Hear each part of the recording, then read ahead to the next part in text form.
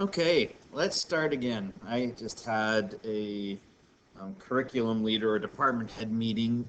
It is now 3:45, so I'm back at it. Okay, let's look here. I'm going to grab this pen utility, and I'm going to underline this equation. E equals mc squared. That's Einstein's famous equation.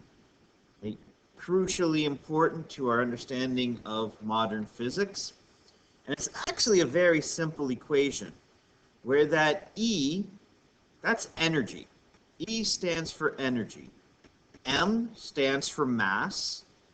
And C is the speed of light squared. Okay?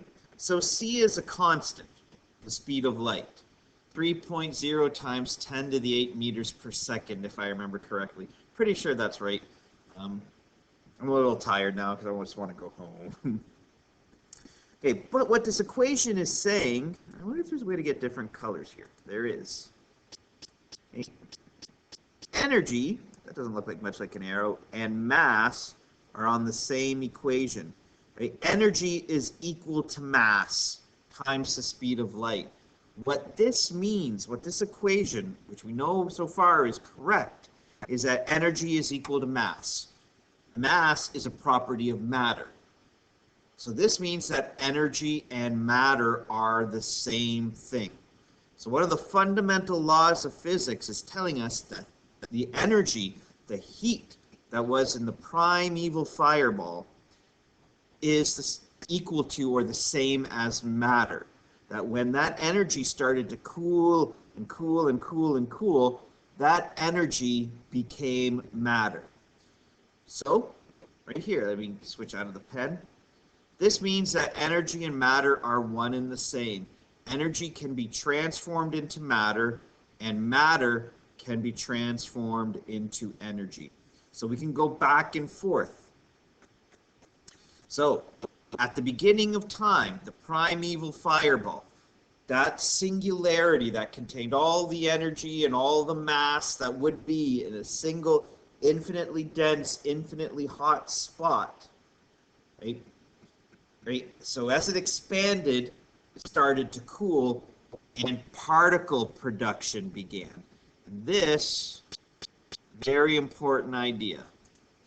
Particle production means making matter, making subatomic particles, quarks and leptons, and eventually protons and neutrons and electrons. And as it cooled even more, those protons, neutrons, and electrons joined together to make an atom. So as the primeval fireball cooled, radiation became matter. Critically important. This is the beginning of the universe as we know it, going from one of pure energy to one of matter. Okay, there's still energy there, but definitely not as much. So this is demonstrated by this graph on the next slide. So this graph here, we've got density, right? So density of the universe, and we've got time since the Big Bang. Okay, so 10 to the 2 would be 100 years, right? 10 to the 4, that would be, 10,000 years, right? 100,000, and so on. Oops, why'd that come up? Okay, so if we look at this graph, we've got two lines. The radiation density, how much radiation there was, and this line here in the kind of reddish purple, kind of a magenta, right? This is the matter density. So early on in the universe, right, for the first roughly 15,000 years, right, the universe was dominated by radiation. It was all energy. But then as the universe cooled, right, the amount of energy or radiation decreased,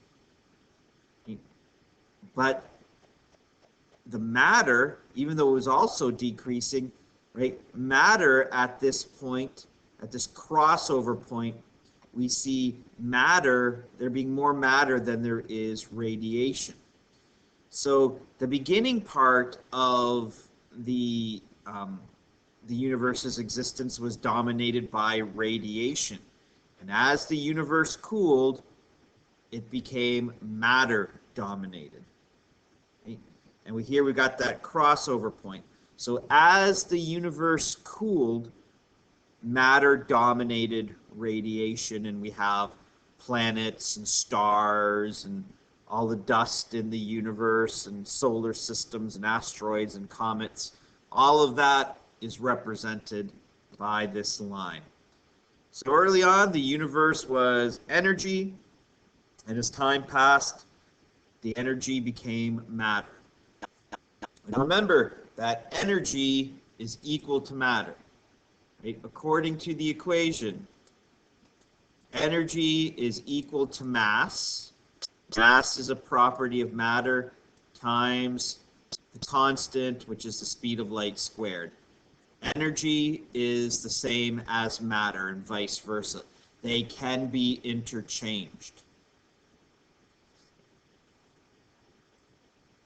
Okay, moving forward.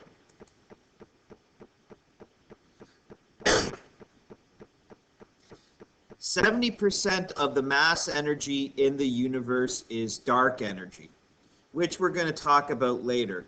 If we go back to the graph, we can see that the dark energy density stays consistent.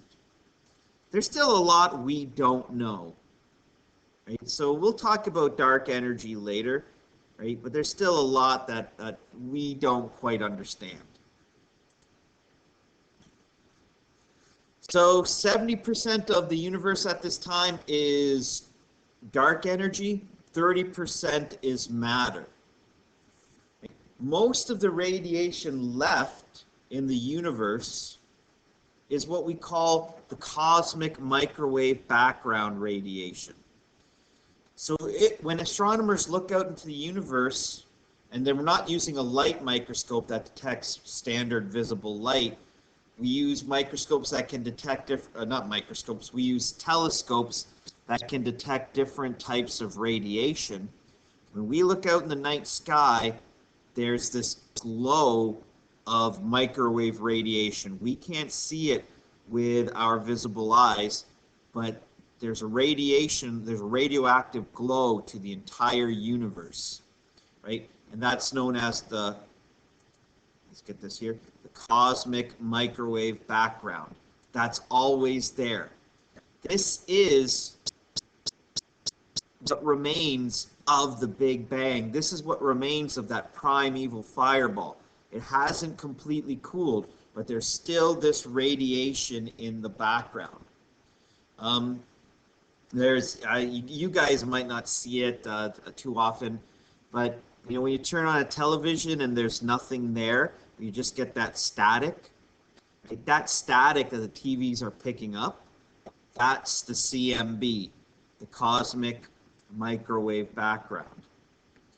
And the existence of this background indicates to scientists that there was an intense radiation field. Note the spelling mistake, right? That there was this intense radiation field that used to exist, that primeval fireball, and as the universe expanded and as it cooled, right, that radiation field decreased and decreased till it's just this background glow. And I'll show you a picture of the cosmic microwave background in the next few days. Okay, so E equals mc squared, energy became matter, and this is where we get to pair production. Pair production is referring to the creation of matter. So matter is created directly from energy, which is kind of incredible. So in pair production, and don't really stress about these diagrams here, okay? This image here is taken from, I'm pretty sure it was the Large Hadron Collider. Okay? And in that Hadron Collider, they would take particles and smash them together. Don't worry about what this means, though. It's just more complicated than we need it to be. So, 2 photons. So that's 2 particles of light. Right? Light is known to have properties of particles and wave-like properties. And light travels in photons. Okay? 2 photons of light, or 2 photons of radiation, when they smash together at, with high energy, they create a pair of particles. Right? They create the particle and the antiparticle. So they could create a proton and an antiproton, an electron and an anti-electron. Right? This is where we get the idea of antimatter. Right? And the resulting experiments, when particles collide, has shown this, that the creation of 2 particles.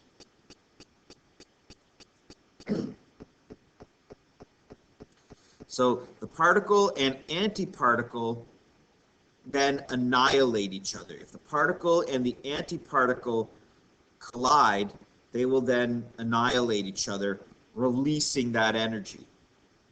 Okay. So if I look at this diagram here, I've got gamma rays, or photons of light, right? It's not visible light, right? It's very energetic light.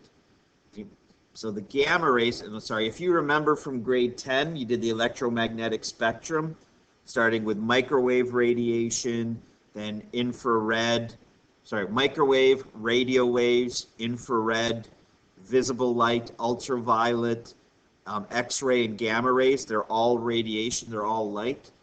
Gamma rays are high energy photons, pure energy, and when they collide, they produce an electron and its antimatter pair, a positron. When the positron and the electron collide, they annihilate each other and release the radiation, the gamma rays, back out. So in the universe that's extremely hot, right? So much energy, all radiation, these radioactive particles, these photons, slamming together into each other, producing matter and antimatter. Right? And then the matter and antimatter, they will collide to get into each other and annihilate each other and produce the radiation again. So matter is switching into energy, and energy is switching into matter, back and forth, back and forth. That is what is happening at the beginning of the universe.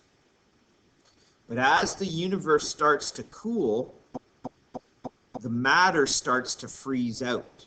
It starts to come out of that extremely hot soup of energy, and the matter is left behind. And that matter eventually formed atoms, which then formed elements, and so on.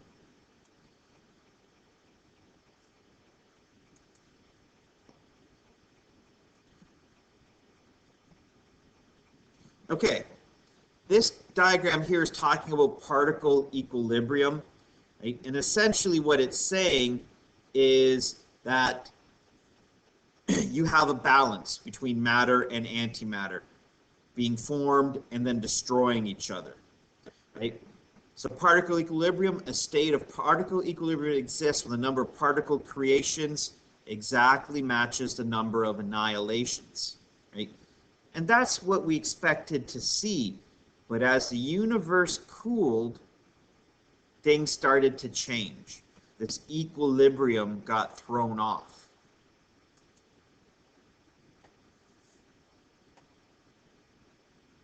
So, follow along, please. The greater the temperature of the radiation field, and again, the primeval fireball being infinitely hot, and as the universe expanded, it started to cool. Okay? But the higher the temperature, the more energetic the radioactive photons were, the more particles were made. Now, this is where physics can't explain. For an unknown reason, there were more particles than antiparticles. we don't understand why. Science has not solved this question. There is something missing in our understanding. And that's part of science, right? If you don't understand everything, we take our best guesses. And our best guess is we don't know.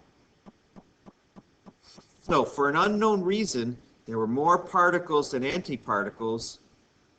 And as the temperature cooled, right, so as the universe started to cool, there wasn't enough energy in the photons for pair production. So this process starts slowing down. We stop making matter. Okay? As the universe started to cool, there was less and less matter. So what happens? We're getting less and less collisions, and the production of antimatter eventually ceased.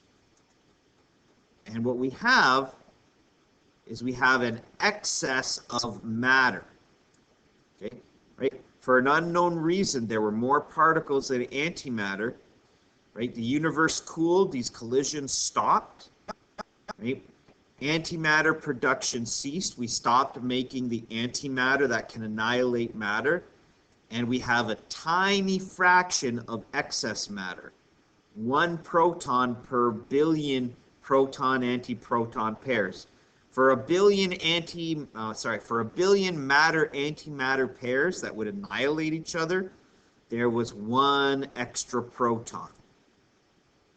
1 extra piece of matter that existed. Why? They don't know. And this 1 proton, right, it froze out.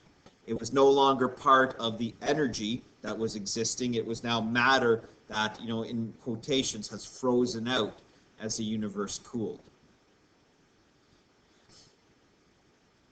So, protons and neutrons, they froze out as the universe expanded. 0.0001, so 1/10,000th of a second after the Big Bang. About a minute after the Big Bang, electrons froze out. So now we've got protons and neutrons, right, which are the building blocks of the atom, and then we have electrons. So at this point, we now have the building blocks of the atom. And if you remember, I don't know if I've got enough room here to draw it. We had the nucleus. In the nucleus, we have the protons and the neutrons, and then the electrons were spinning, orbiting around the nucleus. So the protons and the neutrons went into the nucleus, right? And the electrons froze out, and now we have the building blocks, right, of the atom. So now we can make elements, and these building blocks, they became hydrogen and helium. So we're building atoms of hydrogen and helium. These hydrogen gases and helium gases combined to form stars. Okay? And then those stars existed in gigantic clusters that became the galaxies. Now, this is an important point here. No new matter has been created since 1 minute after the Big Bang. Once the electrons came out, all matter that exists in the universe has been created. There wasn't enough energy to make those collisions to make matter anymore. Right? And that energy that remains is the cosmic background. That cosmic microwave background doesn't have enough energy in it so that those photons don't have enough power to collide and make matter and antimatter. So it's just going to continue to cool and cool and cool without producing any extra matter. So our universe is not building any more matter. There's a finite amount of matter in our universe.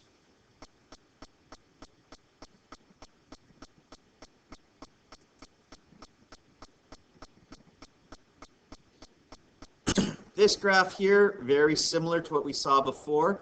We've got the radiation era. Okay. So here we see universal inflation, and we've got the radiation era. In the radiation era, We then see at this point, right, where we've got primordial nucleosynthesis. What this means is we start making nucleus, the nucleus of the atom. We're starting to make atoms. Okay? And as time passes, the universe keeps cooling. Okay? The temperature is in yellow. And then we get the formation of the atoms later in the matter era. Okay? And then we form quasars. We'll talk about what a quasar is in the future. Right? But essentially, it's an extraordinarily powerful union of black holes, releasing tremendous amounts of energy. Then we have the formation of galaxies. So we look at the timeline. We've got the beginning of the Big Bang, the Planck era, the Guts era, right? The grand unified theory. We see electroweak energies, the forces starting. We start building the earliest parts of matter, quarks and leptons. Right? We're in the nuclear phase, meaning the nucleus. So we have primordial nucleosynthesis at the beginning of the atom, not quite there. Right? So 10 to the power 10 seconds after the Big Bang, we start forming atoms. Okay, so that's roughly about a year after the Big Bang. A million years, 10 to the power 6, we start forming quasars. 10 to the power 9, we get galaxies, and so on. This table here is similar to what we saw before, and it matches the bottom of this graph. We've got the different epochs or eras in the universe. Again, don't try and memorize this. This is more just for discussion and interest. We've got the Planck era. We didn't understand the physics, right? And all we had was gravity. We get the grand unified theory, or the grand unified epoch, where we don't have all forces yet. We've only got 3 of them. We keep on continuing. We start making protons, neutrons, and electrons as the universe cools. Next era, we start producing the electrons. The nuclear era, the protons, neutrons, and electrons come together. We start forming helium and hydrogen. Deuterium is a form of hydrogen. Now we reach the matter era, where the universe is cooled enough that there's more matter than there is energy. Matter begins to dominate in the atomic era. Okay. Then we start forming galaxies. And then in the stellar era, all galaxies have formed and stars are continuing to still be made. So we're now in the stellar era. There's going to be a point that is predicted where the energy will decrease so much that eventually we'll stop even producing stars. All we'll have is matter, and the energy will dissipate, and there will be no burning stars anymore. There'll be no energy, and we'll just have a cold, dead matter universe. But that's a long, long time away. Oops. Okay. These next few slides, they just describe the table in more detail. Okay. So we talk about the Big Bang, the Planck epoch, right? You can read through this on your own. Okay. All that is here. These tables, right, and these little epochs, I am not going to test you on. Okay. You might see them maybe in a multiple choice. Yeah. So actually, let me rephrase that. I'm not, going to have you write any long explanations about those tables, right? But you might see some of these terms in multiple choice, but I'm probably not. Like, I don't expect you to memorize, okay, when was the Planck epoch, right? When was the Gut epoch, right? I'm not concerned with that. That's far too specific.